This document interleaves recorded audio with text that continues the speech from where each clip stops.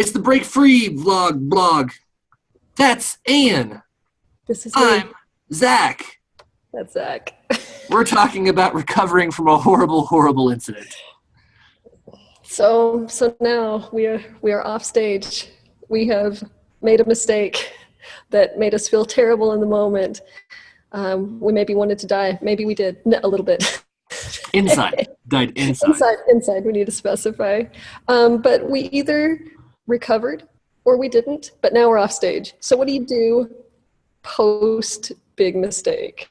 Okay. Can I ask an initial question? Please. When you described your situation that you talked about in video number 1, and if you haven't seen that video number 1, I suggest you go back and watch that. But afterwards, how did your bandmates, like when you walked off stage, did they say anything? No, because I beat them to it. That is my point, is that we are almost, and Ann and I did not rehearse that, but I was like, I bet Ann will walked off stage and went, I'm so sorry, I messed that up. Exactly. Yeah. No. And not only did I apologize, I thanked them for covering for me so well. So.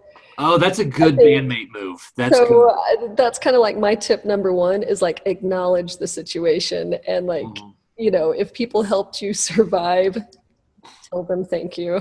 Yes. You know? It's hard for people to be mad at you if you're thanking them. Right. While smiling. Yeah. I know I screwed that up. Thank you. Right. And then they're like, they can't, like, well, they can, but they're going to look like a total jerk if they're like, yeah, so why did you mess that up that you've never messed up before, that we've done how many times? I will say one time when I was a lawyer, I got so mad at somebody, they wound up trying to do that to me. I screamed at them in the courthouse, "You're welcome," and then I just kept yelling at them. But okay, so you've addressed it with your bandmates. Now, what does Ann Luna do? So now, you know, it's kind of like consolation mode, you know, and so which is my favorite scale, the consolation. Exactly. There's Mixolydian, Lydian, Locrian, and consolation. Yeah. Which is a sub mode of Phrygian, but that's neither here nor there. But it's a very important mode. So, you know, it's putting things in perspective. It's looking at, you know, okay, whether you completely bombed or you rescued things, looking at, okay, this moment does not define me as a human being. You know, my whole worth is not tied up in that mistake. And I remember, you know, things, you know, I've kind of got my handful of quotes that help put things in perspective, such as the master has failed more times than the beginner has even tried.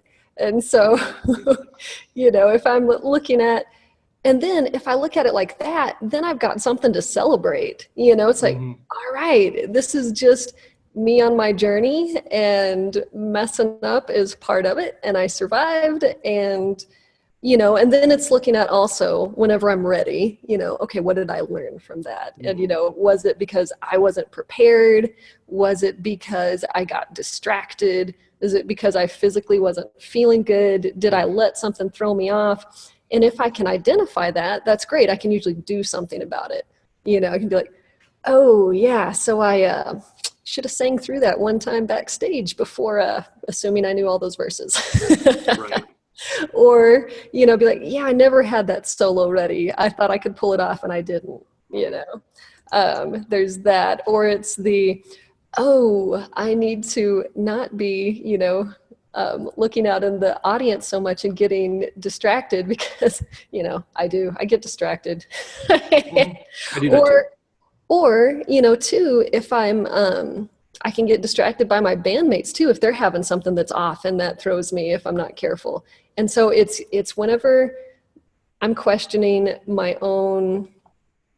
whenever my own confidence is failing, you know, and I start questioning if I know what I'm doing, is usually when I flub up. And so it's looking at, okay, how can I bring intensity and focus to my performance, and looking at, you know, whatever it is that may involve.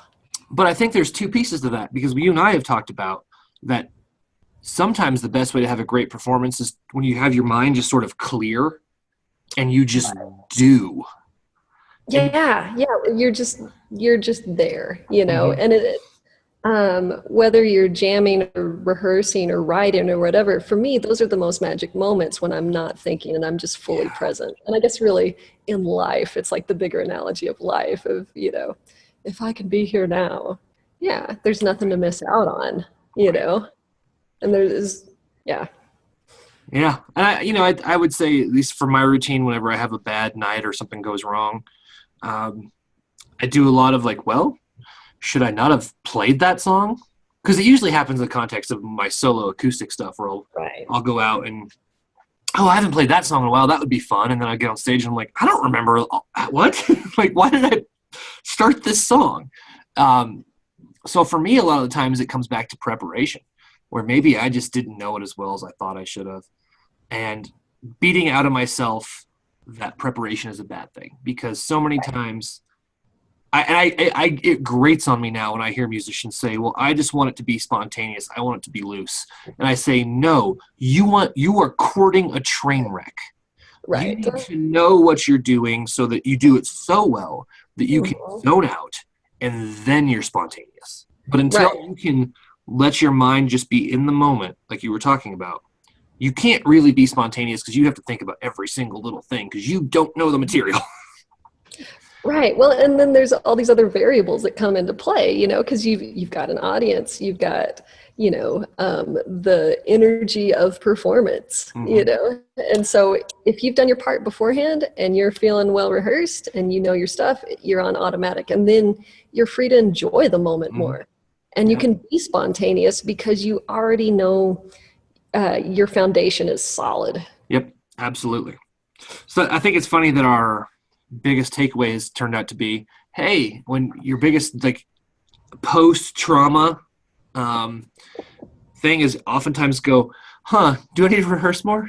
Right. Maybe that's Oh, maybe I need to go home and maybe I need to practice. practice. Ah, You know, and you're, it never goes away. You know. it never stops.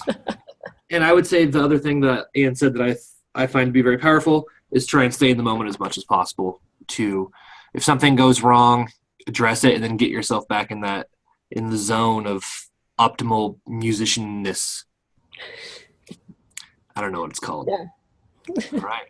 Hey guys, this has been the Break Free Vlog Blog. Um, do us a favor. I have got to start doing this at the beginning, but please subscribe. There's also a notification bell where you can click it and you will get notifications when our new videos come out.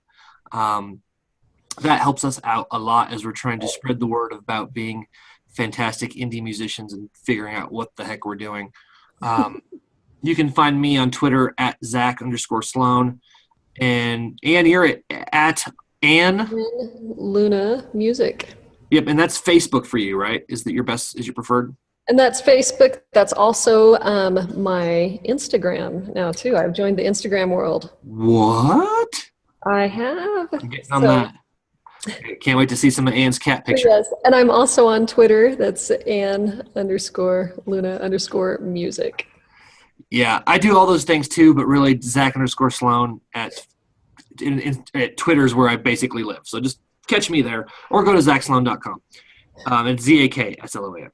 Anyway, Ann, enjoy whatever you got going on in that dope concert hall. You enjoy yeah, whatever you got going on in your studio today there, Zach. You know what? I've got a show tonight that's kind of important, so I'm gonna be doing a lot of. I'm actually gonna be doing some rehearsal for my gig tonight. Awesome. All right, take care, yo. We'll see you.